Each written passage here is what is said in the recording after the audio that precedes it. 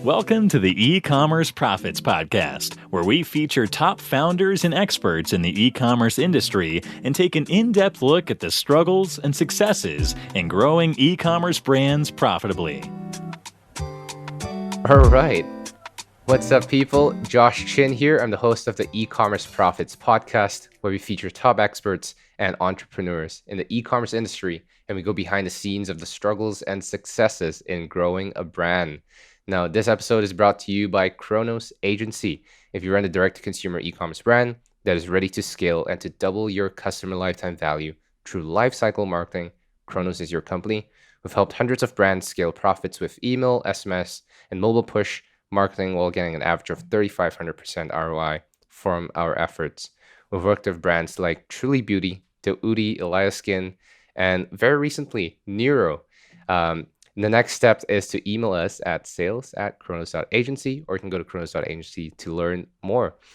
Today's guest is Kent Yoshimura. Kent is a co-founder and CEO of LA-based Neuro, a functional gums and mints company, a health and wellness company that creates approachable and effective consumable products that you can take anywhere, anytime to refresh your state of mind and more. And Neuro was also featured on Shark Tank. Very interesting, very cool brand that I really, really like. And Kent is also a multimedia creative, a filmmaker, an athlete, aside being from being an entrepreneur. Kent is multifaceted. So I'm super excited to have you on, Kent, and talk through your journey and experience. Yeah, I'm stoked to be on. I'm stoked to have hung out with you when you were in LA for a short period of time. Yeah, and you opened my eyes up to what pasta can be, what spaghetti can be. Japanese spaghetti. Yeah, Japanese spaghetti. I was never really a big fan of pasta until we had that meal. And guess what? I've had multiple pasta meals since then, because of what you've allowed me to experience. Oh God, I'm not kidding. Yeah, don't blame me for your weight gain. On the hunt. Yeah, it's all carbs, right? I'm on the hunt for the world's best pasta, the world's best spaghetti, and I think nothing beats. What was the name of the restaurant? It's called Spoon House, and it's one of James Beard's favorite restaurants, and it's crazy. It's cheap pasta, which is also great. It's like $10 to $15. Yeah, which pasta really affordable should be, and it's delicious. It's super high quality, and the portions are great too. I almost couldn't finish mine, but it was so delicious I couldn't resist. Kent, so you started Neuro, co-founded Neuro in 2015. Talk to me about what happened. What were you doing before then? You have an incredible journey that you took that's really unique. And I think you're living the dreams of many, many creatives and entrepreneurs in the world. What happened? Yeah, I mean, incredibly lucky, I guess, more than anything. But, I was training incredibly seriously in martial arts. Every year I was traveling in Thailand, fighting out there. I've been doing martial arts since I was 5. So I was fighting in Thailand in Muay Thai, training out there at Sityodtong every summer. I was training with the Japanese Olympic judo team, the Japanese Imperial Guards in judo. I was hoping to get to the Olympics. And during that time, I was realizing that the supplements available in the marketplace were limited to caffeine pills, Adderall, Red Bull, Monster, and nothing that supported my physical and mental wellness and fitness. So looking into my own research, I studied neuroscience, but looking into my own research, looking into what I was studying, I fell into this world of nootropics and started mixing supplements in my own room to see what was more effective, using myself as a guinea pig. And my co-founder, Ryan, who's also an incredible athlete, captain of his cross country and track team in high school, took them to state and nationals.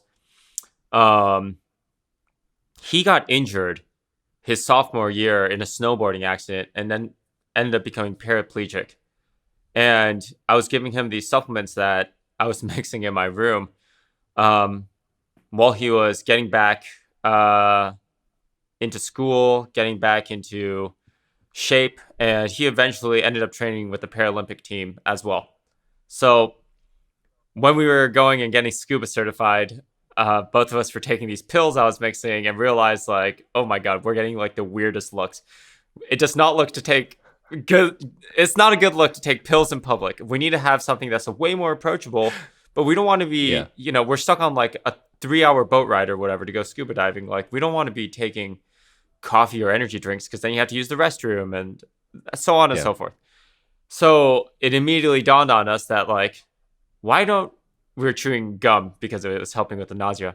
And we're like, why don't we put it into gum? Why don't we put it into mints? These are things that people share and eat, and it freshens your breath and everything. And it just made sense. And we started doing R&D, put, our initial V0 of what we were mixing into a gum and mint form. It tasted like garbage. And we continued to reiterate until it was like ready. And we launched on a crowdfunding platform, reached our goal in 3 days. It became a huge hit. Time Magazine wrote about us. Dr. Oz reached out to us and we did a segment on his show. Now we're in, like almost 10,000 stores nationwide. We're about to be in about 13,000 stores in about 3 months with a new partner. And we're continuing to grow thanks to, partnerships like with people like you. So it's been a wild journey. Fantastic. Yeah. That is wild. That is crazy. You also live a really unique life. Well, a separate life. You probably wouldn't consider that. It's all one for you, I presume. But you're also a creative, and you paint murals all around the world. You painted the largest mural in Shanghai Airport, as well as one in Abbot-Kinney down in LA. What are some of the parallels that you draw between your creative life and your entrepreneurship journey?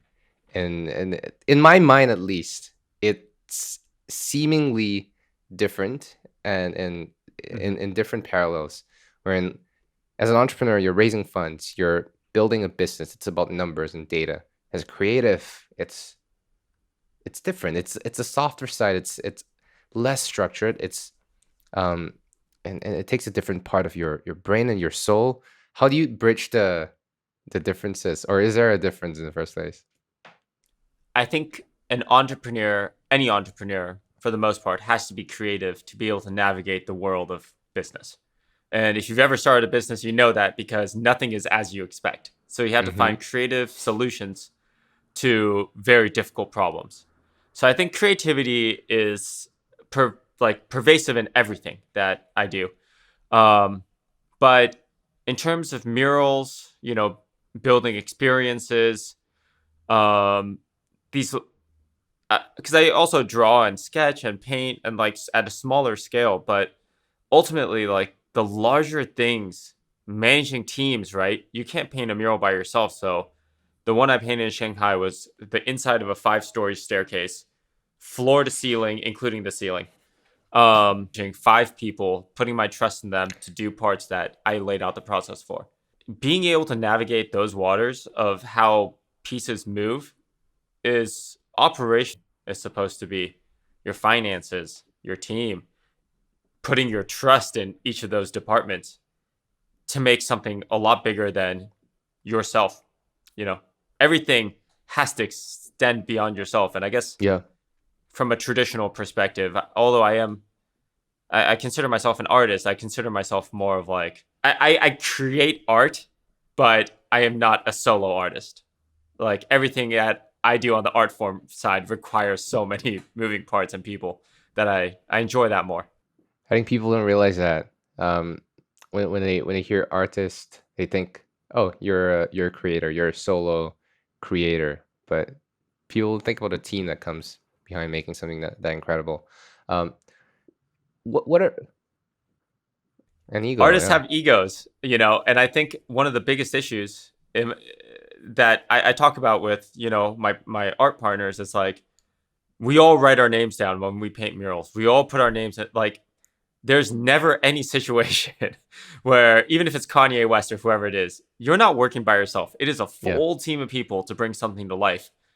And maybe your face is associated with it, but it's the same as business, Makes sense. It takes a village. Makes a lot of sense.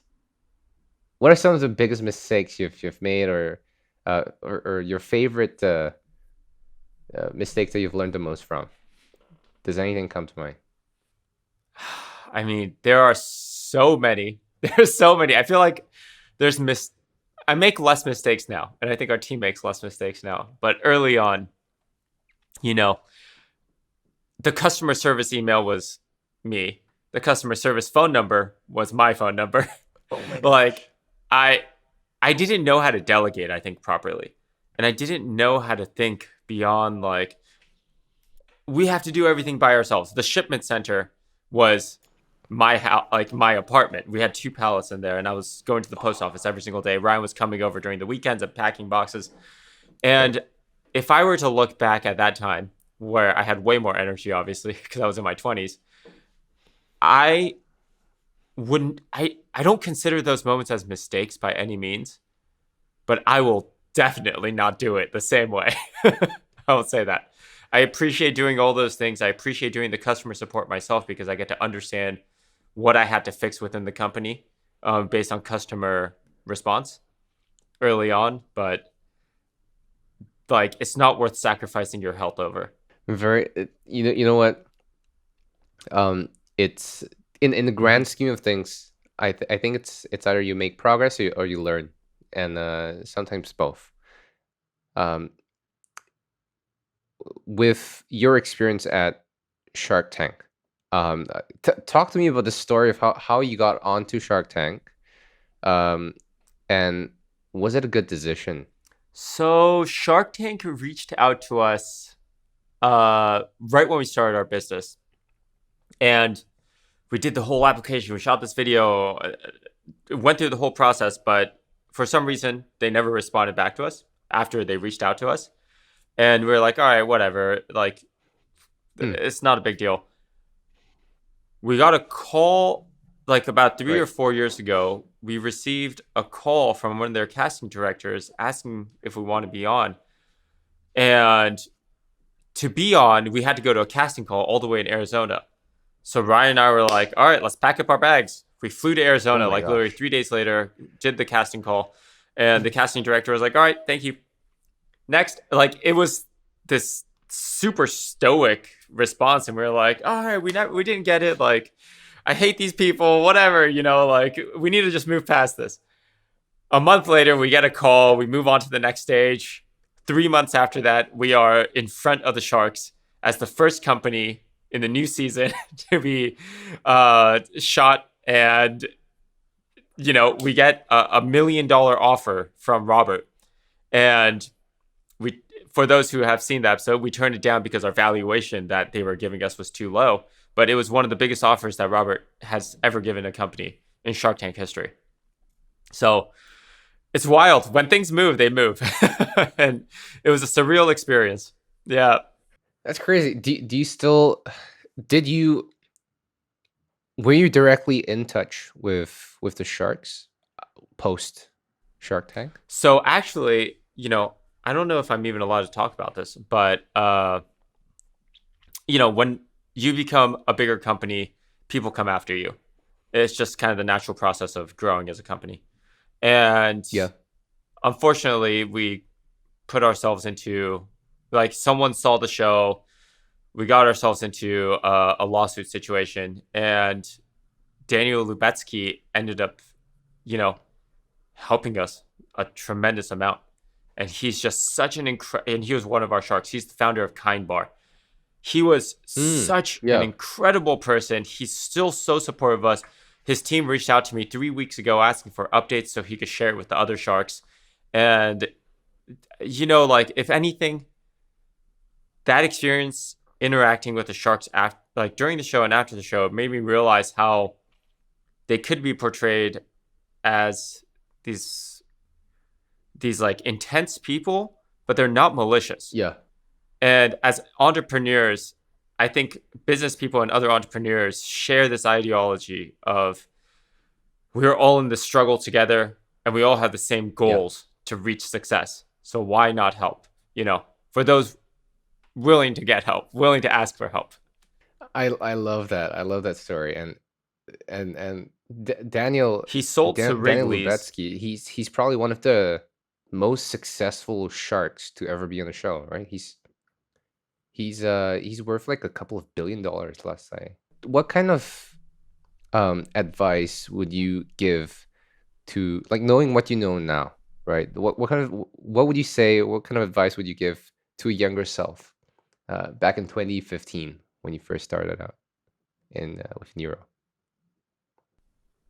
I feel like after college, I had this, because I decided not to pursue martial arts and fighting. And I still had that same mentality, this hyper competitive, I'm going to do it myself. Let's, drive forth and take on the world. And I feel like our generation falls into this trap of hustle culture that's associated with that.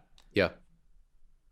My dad tells me this advice, and it's almost funny because as you get older, you start being a mirror image of your dad. But he always tells me because like I'll be stressed out. I'm so intense trying to do all these businesses and trying to find independence. And he's like, just take it easy, And if I saw my younger self stressed out, isolating, and perhaps sometimes like breaking relationships with people, not in negative ways, but, just isolating myself from people because I'm so in pursuit of a goal.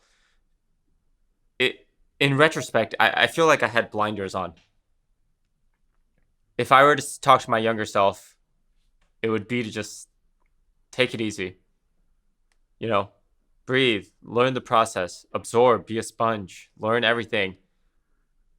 Take a step back and apply it. Listen to people. Like, when you're so on the go and you're so in this hustle culture and like, I'm going to make it, I'm this I mentality, you start losing track of what the bigger picture is. And I feel for most situations, it's impossible to find success in that. I love that. I love that. Kind of going back to what you've just mentioned, knowing when to ask for help. Mm-hmm. I think that there's value and humility in knowing when to say, "Hey, I need help," and I gotta look for someone who's better at what I'm trying to accomplish here than I am. In what situations would you persist and not seek help and go on your own way? Because I'm sure there are instances where that's the case, where that's appropriate. Yeah, there's, we're a startup still. Like, we have like 20 something people, but we're still a startup. And in that mentality, there are times where everyone is so strapped in that you have to just step in and do, like, if you have the ability to do it, going in and just doing it is sometimes better, and then presenting it to the team. But then there's also other situations where if you're not staying in your lane, it's more disruptive to the overall flow. And I think the veteran or an entrepreneur because I've been at this for almost a decade now, it takes time to learn when it's important for you to overstep your boundaries to make sure something happens, especially as a CEO or an executive, and know to trust the process and the team to make sure it does get done and give them enough guidance where it does get done. How do you make that call?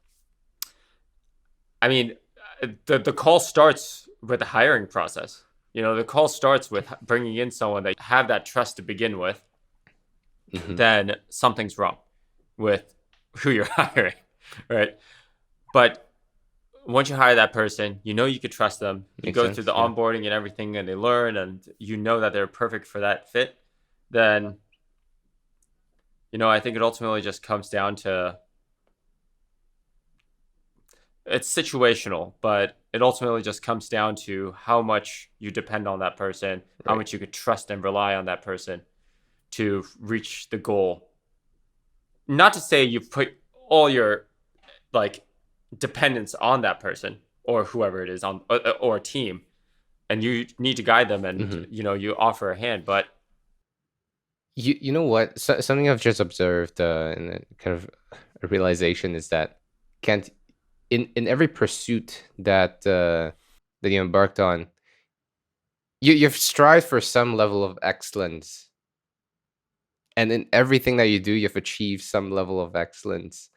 Um, what what what drives you to get into so many things and pursue these interests, where as most people treat as hobbies, to the degree of excellence and achievement that you have? I mean, it's really, whenever I do something,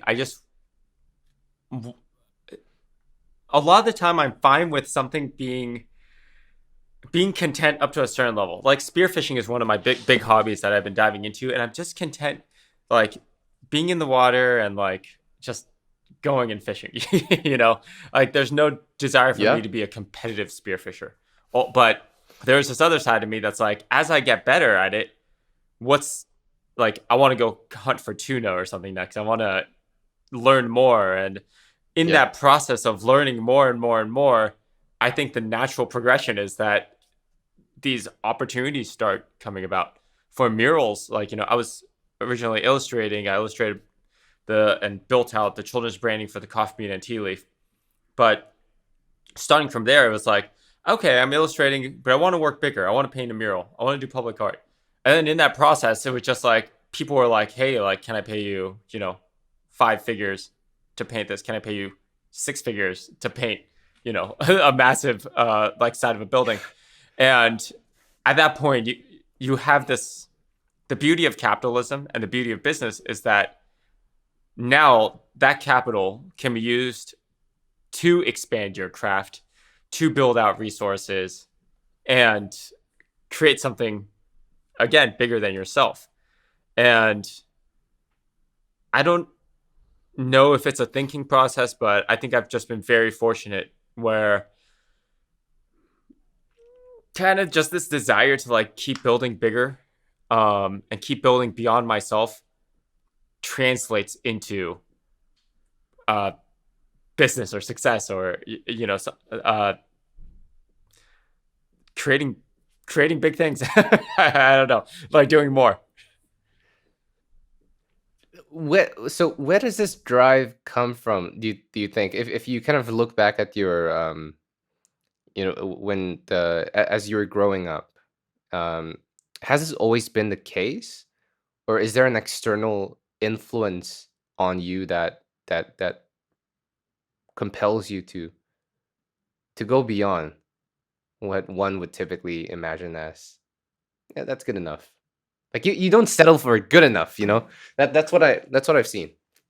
I mean, I guess I do, and I don't. I don't even like think about limits, and I think most. I don't know. I think most people don't also think about limits, but then because I'm not an intense person, if when people meet me, like I'm definitely not an intense person. I'm very Yeah. easygoing. Like we hung out, Yeah. like, and I think just I love. I don't. I also don't go into anything I don't feel passionate about. So for me, like, I mean, I love the whole idea of supplementing my body and achieving a better mental state or better physical state, hitting like my own KPIs. like Yeah. and that's why I love Neuro, because Neuro is all about that. Um, I love art, obviously, because it's being able to flex my creative energy, and I just have such a fun time being on the wall painting, talking with people that are coming up. Like my partner Paul, who paints with me, is like one of my best friends. Like I love just being out there, and painting with him. Building toy stores, like the excitement of seeing children walking in, like all those, like these are all just spearfishing to me is like meditation, and sport that I've Yep. done where you're forced to be in the zone. And spearfishing, you're forced to be in the zone. And that's why I love it so much. Like, Yeah. I don't know. Like, these are all just sensations, and I chase these sensations. And thank God I, don't dive too deep into drugs, because maybe I would be a drug addict instead. And, Do you make your bed in the morning? For the record, I don't.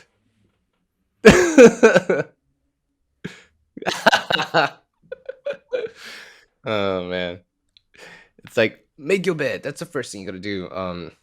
But I think the lesson there is, at least what I'm taking away from this conversation and just reflecting, is there isn't a single path to to achievement, whatever achievement means uh to us. Um, you might need to make your bed. You might need to have a strict morning routine to get to the outcome that you want to. But sometimes it's just that compelling drive to create and achieve that's enough. And sometimes we're blessed with having that. On the flip side, Kent, has that ever come into a source of problems for you? Mhm.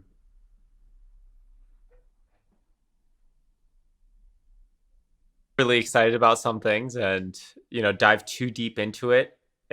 I have one of the things that I definitely have a problem with is, like, once so much energy into something that I'm just like, I can't like step away from it, when in reality I should just be like, I'm not passionate about this anymore, and I'm not going to be putting in the energy that this deserves. I should find a Yeah, I would say that's probably the bad side of a personality like this. Yeah. What are some of the traits that you have that complements your co-founder Ryan, and vice versa? I mean, Ryan is one of the nicest people and most supportive people that you will ever meet in your life. He's an incredible human being. Like, yeah, like there's moments where, like, we never get into fights. We have, like, conversations, about Neuro that might be tense, but we never really get into fights. We stay in our lanes. We know what we're doing. I trust him, on what he's doing. And, like, I feel like if I started Neuro with a different partner, that was probably had the same intensity maybe as I do when it comes to, like, certain things of getting things just done. We would have clashed a lot of the time. We end up just trying to have so much control Yeah. over that because of the pressure we amplify the versus with Ryan. It's like, just, it feels just like growing. It feels just like we're naturally growing, and sometimes it might not be as fast as we want to, but we're still Yeah. like taking our steps forward. And to me, it's like, I love that journey more than anything.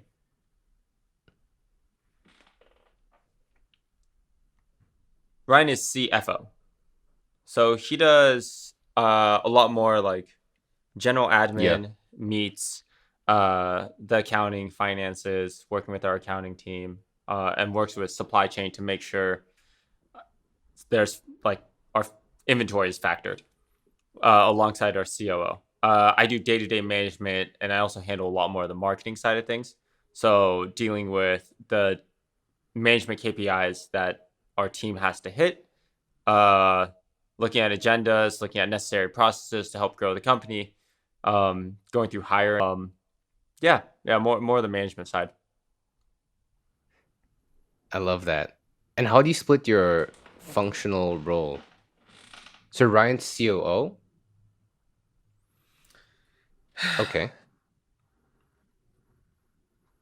No, I feel like everything happened at the right time. I made all the right mistakes. I did, like, I don't know. Like, yeah, there's stuff that sucks, That's a big one. but I still enjoy every moment of even the sucky parts, in retrospect. So, no, Probably not. Makes sense. I'm pretty happy. I think I would say I'm a pretty happy person for the most part. I mean, I get stressed out, but I think I'm happy. If you had to start all over again, is there anything you'd do differently? That's a loaded question. Or earlier. I look at my day-to-day, see what I have around me, and although I know I have shortcomings and things that I desire more of, the fact that those desires don't infiltrate my life in a negative way like it did before makes me realize that I am happy. Or at least more happy than I am. Oh, man. That's so cool. I have a triangle that I operate on that with jobs that I talk about kind of often, but it's money, time, and quality of life. And there has to be a balance between those in some teeter-totter way. So if it's a lot of money and it improves my quality of life, or it's a lot of money and doesn't take that much time, but it sacrifices my quality of life, then it's something worth doing. If it's great for quality of life, but it's not that much pay and it takes a lot of time, I'll still probably pursue it. There's a balance that just needs to be met between those three for me to pursue opportunities. And quality of life is super important. And a lot of people just think time and money, and it's not linear like that. I think it's a lot more complex, and it comes into that subjective quality of life. Third point, I think. But I think some books I finish, and the ones that I do finish, often I think that it's also situational and time and relevance. Because you could revisit a really good book at different times in your life and get different insights and draw different conclusions from the same material. And there are a couple of books that I go back again. One of them being Principles by Ray Dalio. Really good book. A lot of our core values and core principles at the companies shaped by his ideas and kind of influenced mine. And that's one that's really top of mind. One that, as a counterexample, Scaling Up by Vern Harnish. Amazing book, amazing framework for scaling companies, for scale ups, as he calls it. But not the greatest book for me, especially at the time when I read it, which was at the start of our business, which is really difficult to implement when you have no team members, no employees, and pretty much you're in survival mode at that time. And you don't think about setting a long-term vision and a long-term goal when you have, you don't know if tomorrow's gonna come. So it's contextual, and that's just an extreme example. Kent, for people listening, interested to connect and learn more about what you do, where should they go to? Come find us at getneuro.com. That's GETNEURO.com to learn more about our product, learn more about our founder story. And if you want to find me on Instagram, where I post somewhat frequently, not too often, but somewhat frequently, you can find me at Kentaro, which is just my full name, Kentaro. Kent, it's been a pleasure. This has been one of my favorite conversations I've had on the show. Thank you so much for coming on, man. Thanks so much, Josh. That was a blast. Thanks for listening to the E-Commerce Profits Podcast. We'll see you again next time, and be sure to click subscribe to get notified of future episodes.